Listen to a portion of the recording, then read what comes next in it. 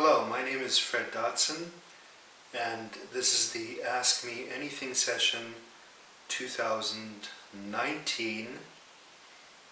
It's the fourth session, 4 years in a row. And I've received more questions than ever, triple the amount I received last year, hundreds and hundreds of emails. So in the time frame of this video, and in order to give proper attention to each question, I can only do so and so much.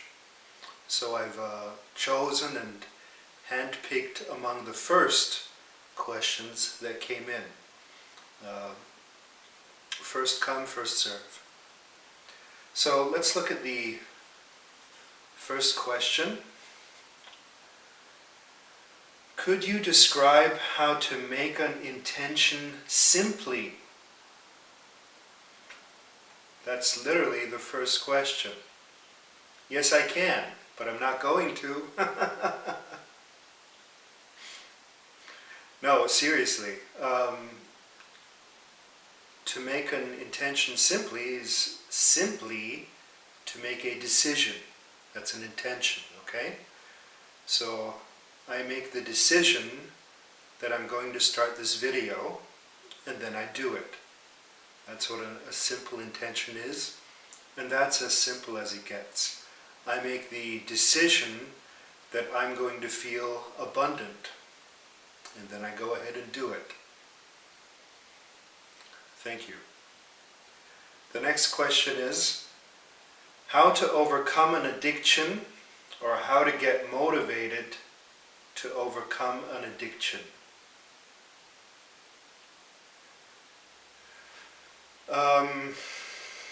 Well, realize that you're motivated to take the substance you're addicted to.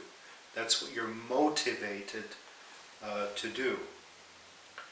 Why? Because your nervous system or your brain or consciousness links it to feeling good. So of course you're going to be addicted to the substance. You link that to feeling better than not taking the substance. So on the one side you have not taking it, feel bad. Taking it, feel good, feel relief.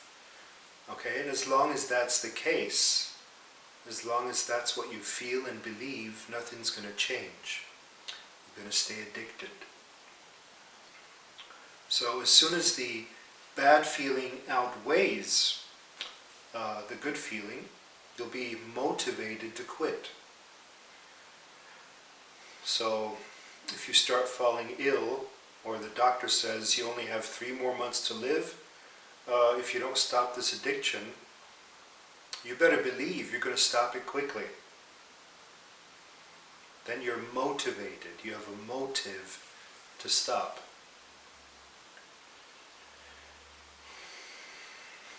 So you got to wait until you get really ill and fed up and tired. And if you don't want to wait that long, you have to accept feeling bad for some time. Can you accept feeling bad for some time? It's called withdrawal symptoms. That's accepting a short-term bad feeling for a long-term good feeling, instead of the other way around, as most people do it. They want the short-term good feeling at the expense of their overall long-term health, long-term good feeling.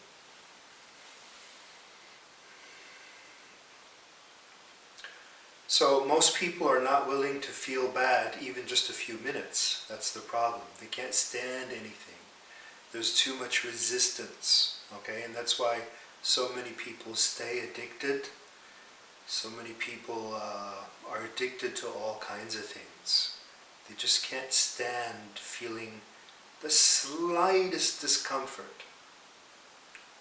But if you can, if you're willing to feel that for a few weeks, which is usually the amount it takes before you're clear and free and long-term liberated, you'll release the addiction. Thank you. The next question is, I was wondering if by any chance you came across the concept of twin flames and 5D Earth, so-called New Earth. Is that real or just a misconception? Well, twin flame is just another word for soulmate, and I've talked about that in previous Ask Me Anything videos. I've talked about that in my book, Lives of the Soul. I've talked about it in my Levels of Energy video course. It's a real phenomenon in my view. It's another word for soulmate, also in my view. And the other question, 5D Earth, that's another word for levels of consciousness or levels of energy, in my view. I've never heard the term 5D Earth. I'm not up to speed with the latest terms, but to me it looks like Earth, 5D Earth, Earth at a higher level of consciousness. And I do believe that exists, or from your perspective will exist in the future. From my perspective it already exists, but for most people it exists in the future of Earth. That's when this planet goes to a higher level of consciousness, when it confronts all of its subconscious stuff and overcomes that, when awareness increases of what's really going on, when people become more kind and loving and confident, that's when the whole planet as a whole goes to the next level, ascension of the planet. Okay? But that's not really something you can control. You can control your own ascension. That's what's important. You can control your own improvement. And by doing so, you align more quickly with a higher version of Earth.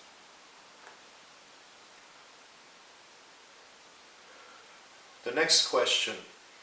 I suffer from self-sabotage. I doubt it. Which means any attempt of success, I sabotage it. And I've been on therapy for more than 9 years. Oh my goodness. Talking about problems for 9 years. Why? Some people. When it comes to success and money, I just sabotage. My therapist said this is called recreation of my mental pattern. Yeah, no kidding. The mental pattern being I self-sabotage. That's how you define yourself. Maybe your therapist defined you that way. You self-sabotage, and then you start defining yourself that way. I self-sabotage. And I'm in a bad need of energy. I'm in a bad need of the energy behind this mental pattern. Oh, okay. You think it gives you energy. And when I ask my international therapist, okay, I'm glad your therapist is international. His reply was that maybe the hardest thing, it's the hardest, okay.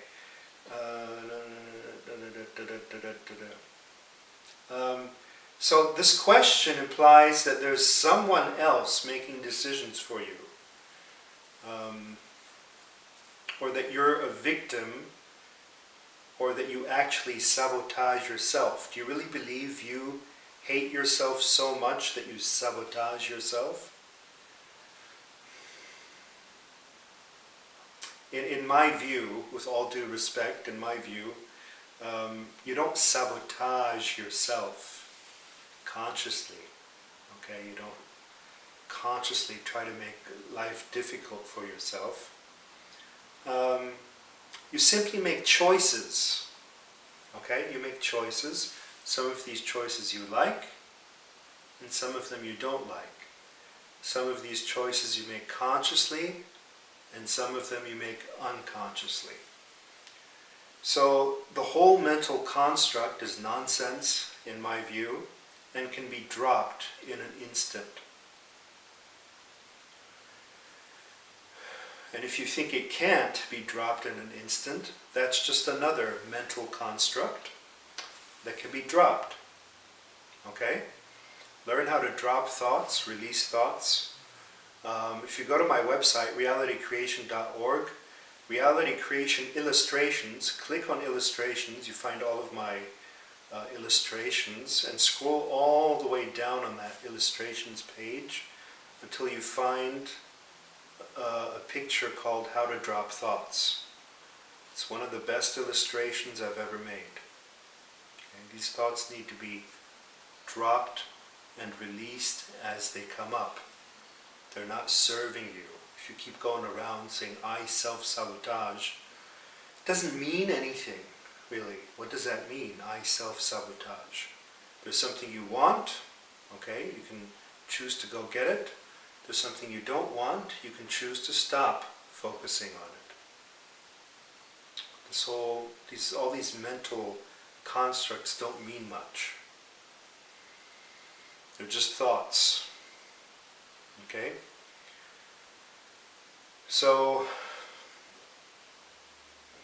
you might be saying that you subconsciously make bad choices.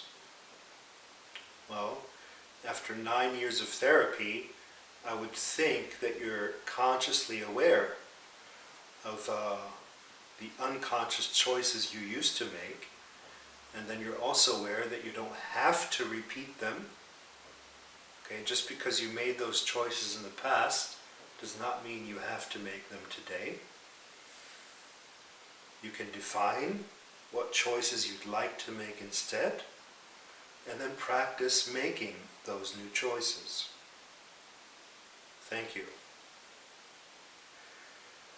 The next question is, you write about the movie The Secret, that it's not high energy. Could you give a few movie recommendations for the 300s and 400s? No, I can't, because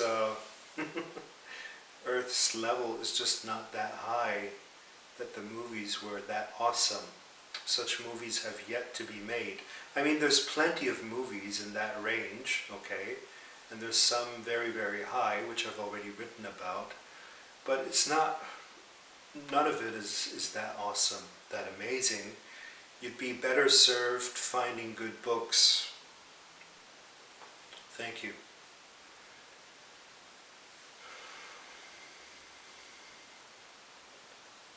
The next question is, how can I live in wealth feelings even though I have an electricity bill and rent to pay? How can we go beyond the reality we live in with a high feeling? The whole key to wealth is in the first chapter of my book, Magnetic Wealth Attraction. That's the complete answer to any wealth question. If you can be of service or provide something of value to your fellow humans, using your creativity and intelligence in exchange for money, you will always have plenty of money. You see, because I get this question almost every day, literally, almost every day. And what I've noticed over time is that most people who ask the question offer almost nothing that could be exchanged for money. So how are they going to make money? And they're like, what affirmation should I say, and what visualization, and how should I feel? Well, before you ask that question, why should I give you money? What do you offer? Okay, money is an exchange thing. It takes two. Not everything is only all about you. The purpose of money is to get people together in exchange. And that's one of the keys to wealth. Getting people together. The next question is, in non-duality, self is seen as God. I have trouble reconciling the idea of self as God while knowing God as greater than creation and omniscient and omnipotent. Is self God, or is God beyond self?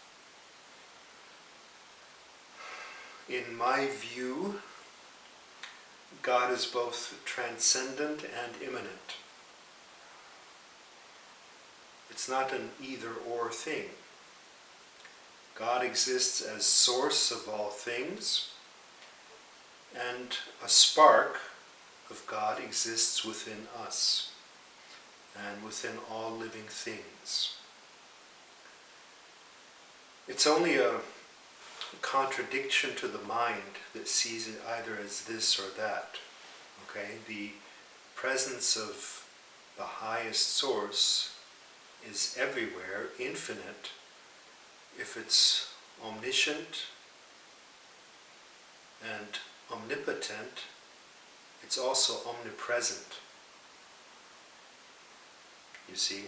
And that means present within, present without, as source, as way up there, and as within.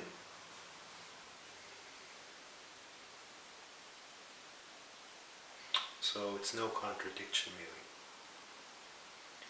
The next question is, have you experienced Kundalini, and if so, did it change your life in any way? I'm pretty sure I've experienced it, but it didn't change anything in my life. Well, yeah, I experienced that a long time ago, but not in the context of a meditation seminar, not in the context of yoga or anything like that. But I did experience that. Did it change anything long term? I don't know, really. I'm sorry. I don't know.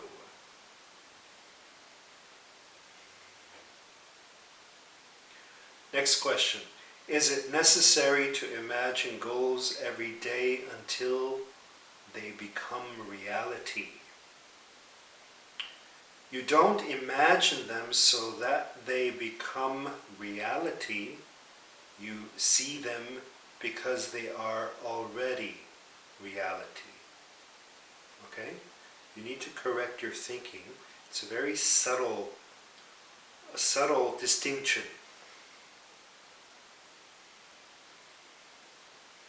Yes, it is necessary, so to speak, to experience your preferred reality every day. But even using the word necessary is kind of suspicious. It means you're not really aligned. Okay? If that's the reality you want, you wouldn't feel it as a necessity to feel it, to see it, to imagine it. It would be a joy to experience that. And it would be quite effortless too, if it's an effortless reality that you want. You see?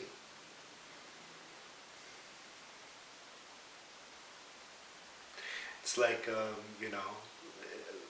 let's say you want riches, for example. Everybody wants riches. And you ask me, is it really necessary to experience riches every day? No, it's not necessary, but you can. Okay, so it's about experiencing that which you want in the now, in the today. Okay, and if you experience that every single day, then eventually it'll also come true for the mind, for physical reality. But it has to be true before it comes true.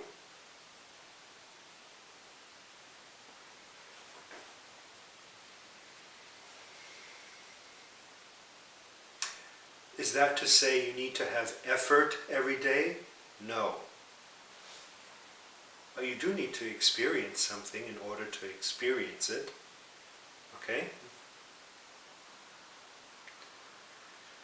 My question, the next question. My question is, do Solfeggio Frequencies,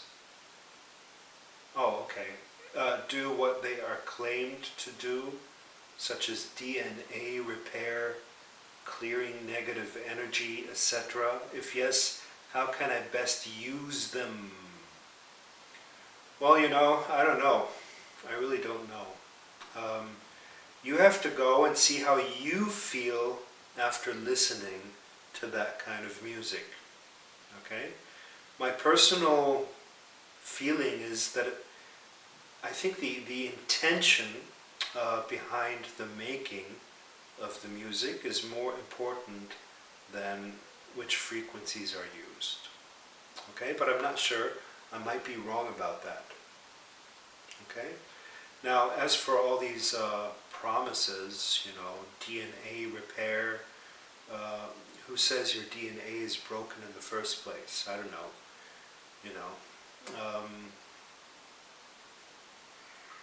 I don't know. Is your DNA broken? And if so, are there other ways to fix it? I really don't know. I haven't looked into it, I haven't researched it. Because through good thinking and good feeling and good treating others well, you can raise your frequency, you can raise your energy, okay? And then in that higher energy, you'll know which music is good or not. So it's kind of like looking at the whole thing backwards, having bad energy and then looking for music to improve it. But in a good state, you'll know which music is good and which isn't. That's called intuition.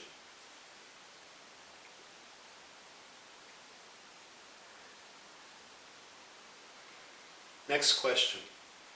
My question is, if someone is very emotional and sensitive, how could he control the need for love and attention in a way that balances his emotion and makes the source for emotion fulfillment internally from inside and not depending on external factors always?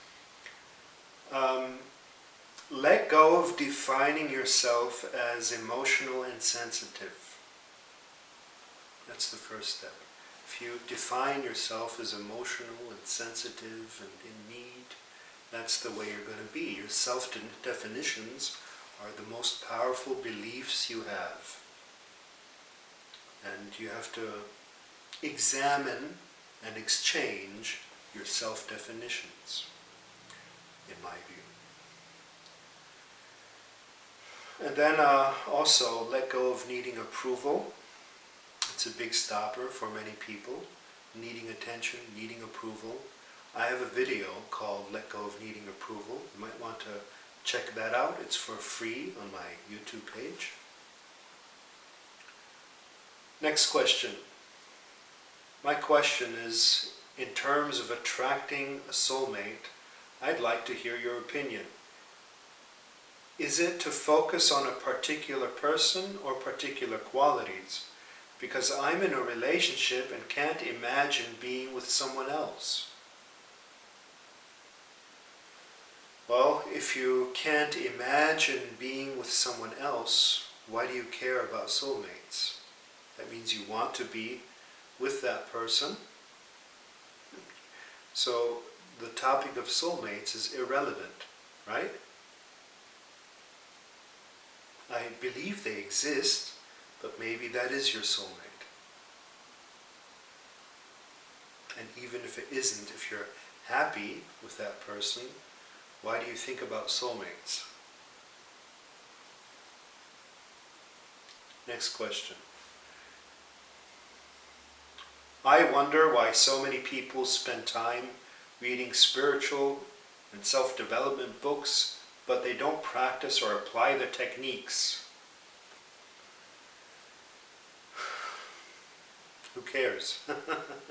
Why do you wonder? Why do you care what other people are doing?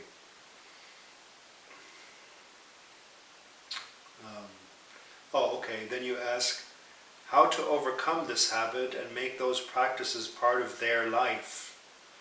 Why do you care what practices other people are doing? Are you a coach? You'd only care about that if you're a coach. Maybe you're a coach. So our desire is always for things that we do not have. Okay? And that's why they keep reading these books, because they still don't have it. So they're studying and studying and studying. It's still better than a lot of subjects at the university. At least they're studying self-improvement books, because that's what it's really about, self-improvement. And then eventually, after they study enough, they get to a point where they realize it's not about knowing more and more and more, it's about experiencing. Okay? And most people reach that point all by themselves. And if they don't, if you're a coach, you can tell them that. First you study the masters, and then you make your own music, or your own experience, or your own athleticism. Okay? It's the difference between watching a soccer match on TV or playing soccer yourself. Reading about somebody swimming or swimming yourself. It's a big difference. Just because you read a self-improvement book doesn't mean a thing. It's like you're observing a swimmer or a soccer player or a piano player, and you might learn a thing or two from that. It's interesting, it's entertaining, and it's nice, but it's not the same thing as actually playing the piano or playing soccer or swimming. And you can tell people, give people that distinction, and then they understand. Okay, we retain about 5% of what we read. We read so much in our life, especially with internet. So that's secondary. Of primary importance is the physical activity, the action, and how you feel. Especially how you feel and what you do, not what you know. Because if nothing is changing in your behavior, you don't really know at a deeper level, a subconscious level. You know it in the mind, intellectually. It doesn't mean much. It's a first step, okay? But just the first step. And there's a few more steps to go. The next question is, did you ever have, at points in your life, when you had absolutely no desires or any ideas for the future? I'm asking as an 18-year-old teen. Well, when you're 18 years old, it's okay to take your time before you make decisions, because often, our peers, parents, teachers and whatnot, they tell us we have to decide and have to decide. You don't really have to decide. When I decided over my path at 18, I made all kinds of bad decisions, right? My first job was to work in a sports shop as a sneaker salesman. That was my decision, and if I could turn back time, I'd say I don't have to decide yet. But you ask if I've ever had points in my life when I had absolutely no desires or any ideas for the future. Well, yes, that happens when you're either in a state of apathy, which is a very, very low state. Okay, and then in a state of apathy you have no ideas and no desires. It also happens in a very high state of peace, where all your desires are fulfilled and there's no future, there's just the beautiful, pleasant present. It happens in high and low states. It can also happen in a mid-level state, a neutral state, where it doesn't matter right now. Okay, decide later, right? So yes, I've been in that state. But eventually, if you give yourself some time and space, give yourself some days, weeks, months, maybe even years, eventually some things will capture your interest. And I assume you'll also want to be independent and make your own money. So you're going to figure that out too, soon enough.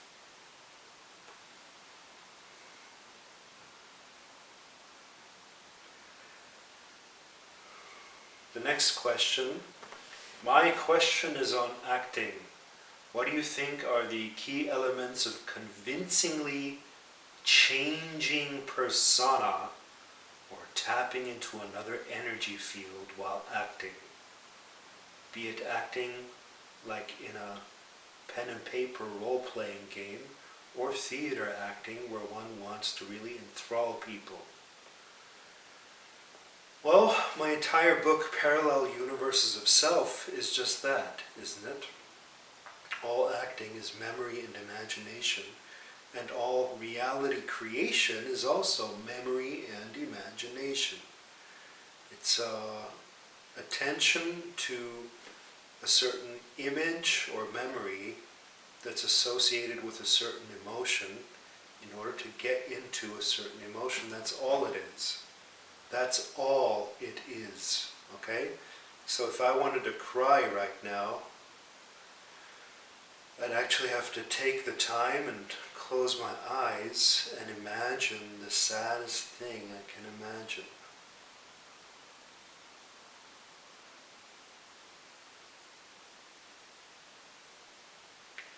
Yeah, okay. Of course, if that comes too easily, one might have emotional issues, so I actually had to look for it, okay, and bring it up. And there's not really much there.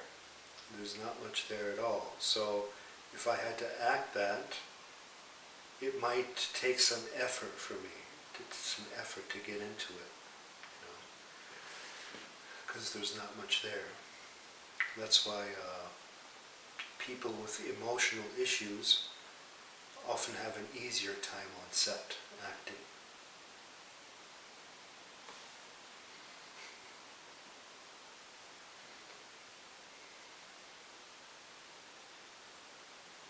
Next question is, what is your opinion about the so-called mission in your life? Well, defining a purpose or a mission for your life makes success more likely. Regardless of whether you came to this planet with a mission, purpose or not, it's good to act as if you did, to define that. You define it. Next question. What is your numerological life path number? I don't remember. I know somebody told me that once, but I do not remember. And it's not important to me, otherwise I'd remember. Okay? Now if you're going to send me an email explaining it all to me, I assure you it's not important to me. Astrology isn't important to me. Any such things, any such external definitions aren't important to me, because I know how it's important to define myself, who I am, to self-define. That's why I teach reality creation. And I'm not saying there's nothing to it, but even if there were something to it, I'd attempt to transcend the imprint. So I'm an Aquarius, astrologically speaking, and I seek to transcend being an Aquarius and not always act like an Aquarius. Okay, not always act vague, for example, as they say about Aquariuses, but to be decisive. And if I have a life path number, as you say, I'd want to, the first thing when I find it out is I'd want to transcend it. Okay, but it's not really relevant to me because there's thousands of different systems which proclaim to define a human typology. Even my Levels of Energy book is another such system. but I tried to make that system as broad as possible. Next question. I would like to know, is there a relation between marital relationship problems and money issues? I've been struggling to live in a happy and loving marriage, but got very little improvement, and also having problems with money, as a big amount of money is taken by one of my relatives. I have new extra expenses every month, and even I've invested some money in a project. There's little number of customers. Well, there's so much in that question. That's an entire month of coaching right there, okay? I can't address all of that within just one question. Then you ask, so what do you think the problem is with me, and from where can I start? You can start by realizing that there are not many customers for you because they don't like whatever it is you offer. Very simple, okay?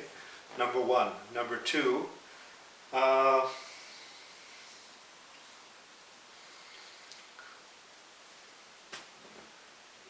why is your money taken by a relative? You can stop that out if it's your money. Okay, there's no reason for that. That's like mafia.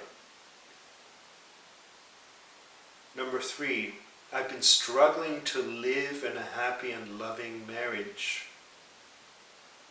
Well, if it's a happy and loving marriage, you wouldn't be struggling. So it's not happy and loving. You try to make it happy and loving, but it doesn't come effortlessly, which probably means it's not the right marriage. Okay? Either you don't have the right attitude, or it's not the right person. So first you try to change your attitude, and you try that for a while, and if no matter how much you change your attitude, it's still the same, then you're obviously not in the right marriage.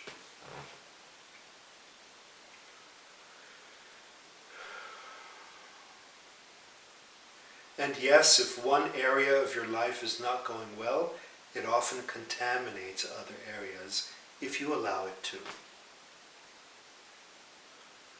The next question, what would you recommend for people who constantly self-sabotage themselves? There it is again, that word self-sabotage. I don't get it.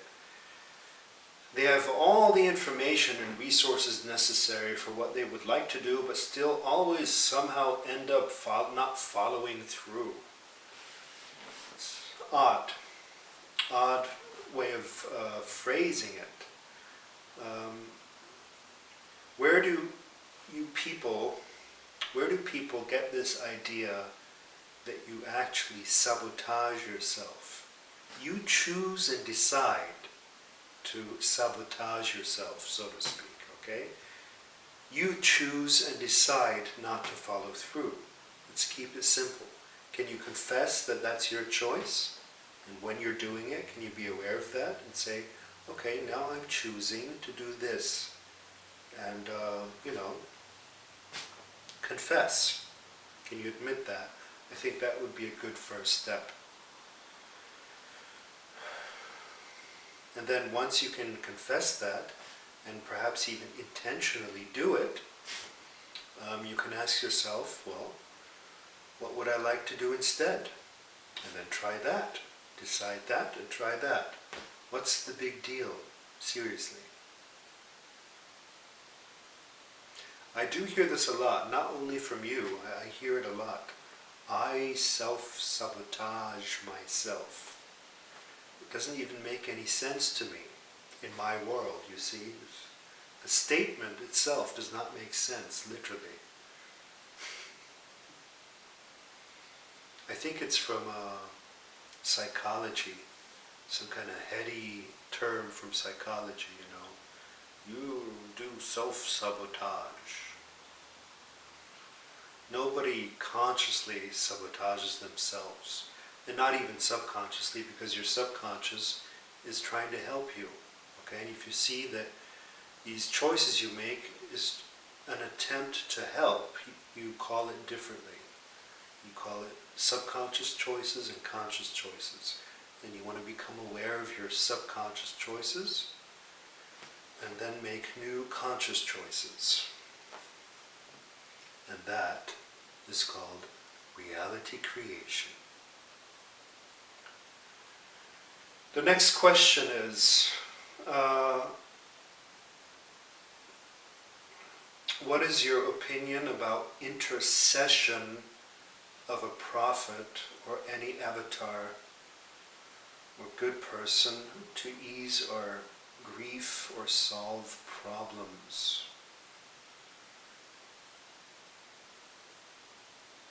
I didn't used to believe in that, and I feel the only source is God. The prophet or any good person, if I respect them, but not an intermediary between us and God. Intercession is not necessary. That's the whole thing, you know. People feel weak, and then they think they need a human being or some intermediate to access source. It's not necessary. It's not true at all, really.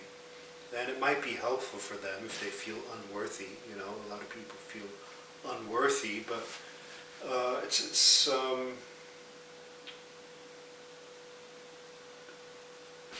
you only think you need intercession if you feel unworthy of source. Everybody has access to all that is and to the highest source at any time.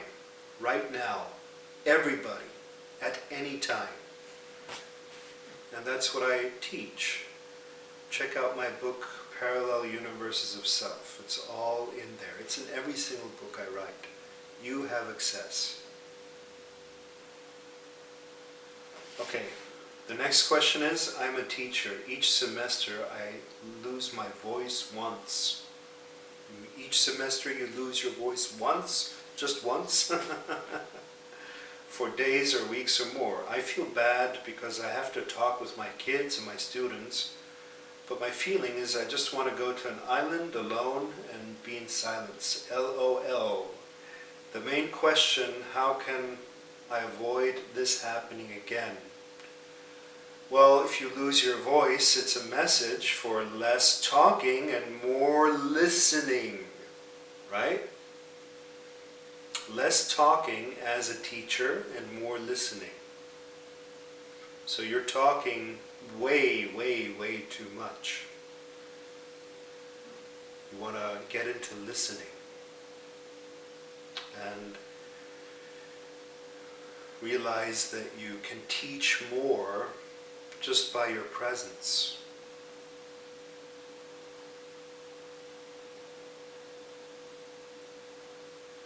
You see, I didn't say anything. I just looked and I was present.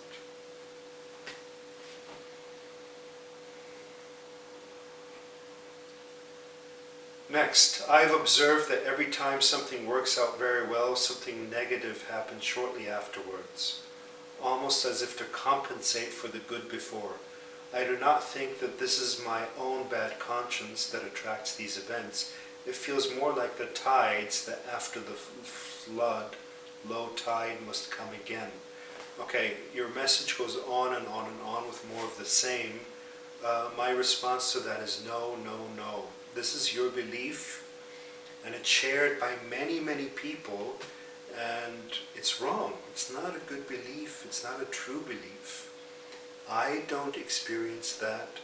I know many other people that don't experience that. Okay? Most of my life is smooth times. There's no polarity balance where if something good happens, something bad is coming up. That's not the way it is. It's a misconception of polarity. And it's this idea, this belief, that it keeps filtering your perception to see it that way, to think that's what is happening. You gotta pay your dues. You've had a good time. It's not the way it is. Please, let go. Next, what is your view of nihilism? And how can a person who believes in it live well without ever thinking of uselessness of anything. What is my view of nihilism? Have you read any of my books? All of my books are created and based around the idea that life has a purpose, a meaning, there's an order to things. That's the basis of my success and my happiness, the basis of my work in people.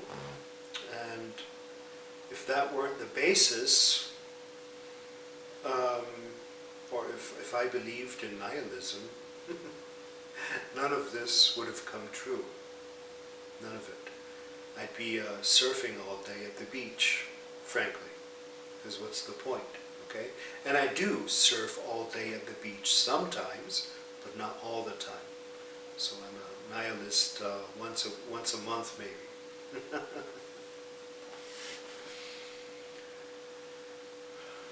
I don't think it's a effective philosophy. It's not effective. It doesn't work. I look at philosophies in regards to how they work, the results of people following them, okay, the daily life results, and that one certainly doesn't work.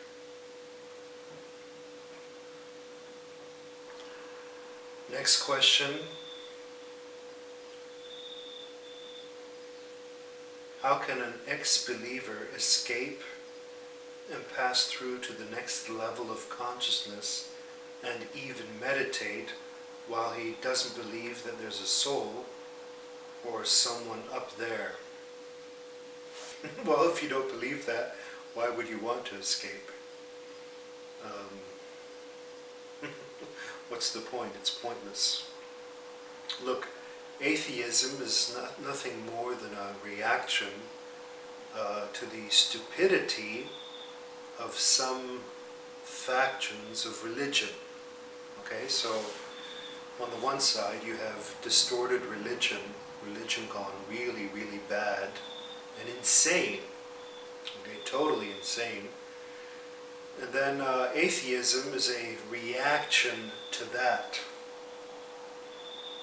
So it's really just the other side of the coin, the polarity to that. It's atheism is the rational reaction to religious insanity. But neither of these have anything to do with reality. In fact, any ism, nihilism, Buddhism, is a limitation on reality. Okay? And people keep defining themselves. I'm an atheist, I'm a nihilist, I'm a Buddhist, I'm a whatever. Okay? Any such self-definition is a limitation because you have no idea what you are. Nobody does. That's the fun of life. Nobody has the first clue of anything. Okay? And so we play, and we explore, and we try to figure it out. But by defining things as this and this, the learning and the playing and the growing stops. Okay? It just stops right there. Okay, now I've decided this is what I believe. Okay, I'm now of this denomination, and that's it. That's it for me. Okay, and that's not to say that there's not some thoughts, philosophies, belief systems, and even religions, or parts of religion that are good and helpful. There are many very, very helpful philosophies out there. Many that work well, but you are none of those. You are that which explores different viewpoints.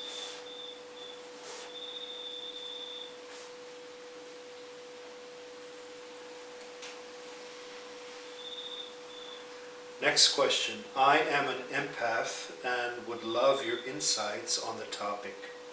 ways to filter out others' energy fields.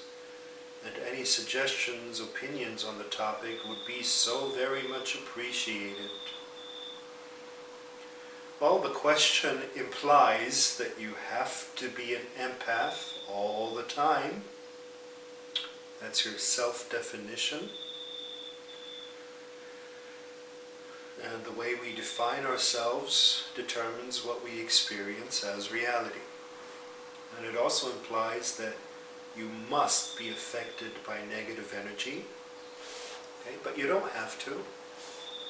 Negative energy does not have to affect you, and you don't always have to be an empath. So the next question would probably be, well, then how do I block that energy? And then I would answer, well, you don't block it, you just, you let it pass through. How do you let it pass through? You neither resist it, nor welcome it, nor desire it. Okay, you neither resist it nor desire it. It's like you're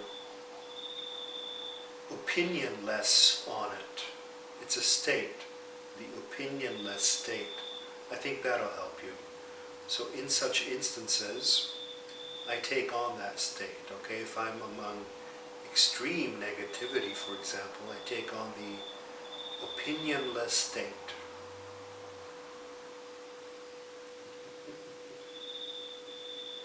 Okay, I don't want to judge or resist, because the moment I resist and judge, I get involved in that energy. You see, that's the problem. And I start, those evil or dumb people or whatever, and that's getting more and more involved. And I start building a story in my mind about those people, and then I think about getting away, and there's so much rubbish on that, okay? Just explore the opinionless state. It's a beautifully blissful state, being opinionless.